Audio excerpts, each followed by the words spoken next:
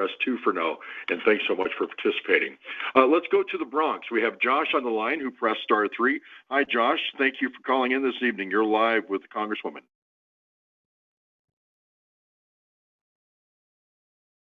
Hi, Josh. Can you hear us okay? Yep. Can you hear me? Yes, sir. Go right ahead. Thank you. Okay, perfect. Hi, Congresswoman. Can you hear me? Yeah, I can hear you. How's it going? Okay, perfect. I'm good. How are you? I'm good, thank you. I just wanted to make this quick because I'm sure you have a lot to get to, but I wanted to know, what is the U.S. doing in terms of, I think the only way to fix the issue with what's happening in Gaza, with Hamas, with Israel and everything like that, we have to just defund Israel and send funding and aid to Gaza. There's no other way around that. Mm-hmm. We're funding a genocide, and I'm not okay with that. Yeah, no, I mean, I completely understand your concern. And in fact, one of the things that I've been raising continually is the nature of U.S. aid to Israel and how unique it has been, and the way that it, in my view, has potentially added to the unreal human cost of what we're seeing in Gaza. The United States does not condition its aid to Israel, and not in the way that it does to nearly any one of our other allies. And we've heard this sentiment repeated. We've heard it repeated by the U.S. administration saying that there's, quote unquote, no red line when it comes to U.S. aid to Israel. And I want to be clear that I am in complete disagreement and opposition to that policy. To me, regardless of the government, if we say that there is no red line, that there is absolutely nothing that any recipient of U.S. aid can do in order to stop that aid or in order to make us second guess that aid, we are really risking writing a blank check for atrocity. And I do not believe that that is a responsible policy. We actually have laws, U.S. domestic laws that we must adhere to, known as Leahy laws. And what Leahy laws say, these are laws that are currently in the books in the United States, is saying that forces that are recipients of U.S. military aid cannot be engaging in gross human rights violations. And if they are engaged in gross human rights violations, then that aid must be either pulled, reconsidered, conditioned, etc. Now, in my view, and I think in the view of many people in our community, and I want to take a moment to also say that thousands of you all, thousands of constituents, confirmed constituents, have been calling into my office, calling for a ceasefire, calling for the conditioning of aid.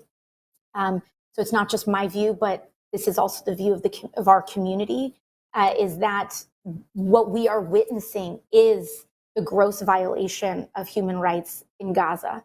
And that is being done with U.S. military assistance.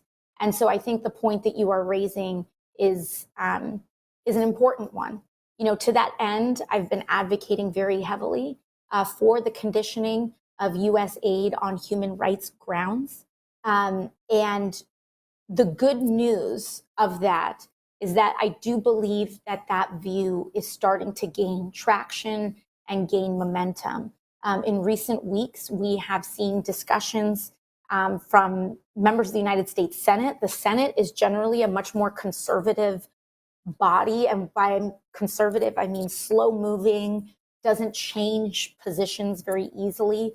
We have seen a shift in advocacy from the United States Senate, as well as House members, really starting to break the dam on this conversation around conditioning.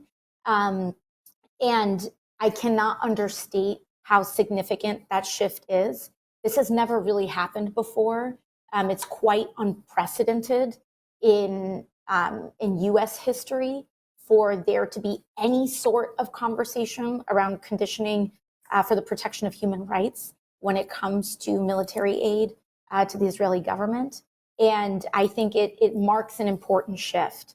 I also want to say that I think that this is a view that is often tried to be painted as extreme, but I don't think that it is.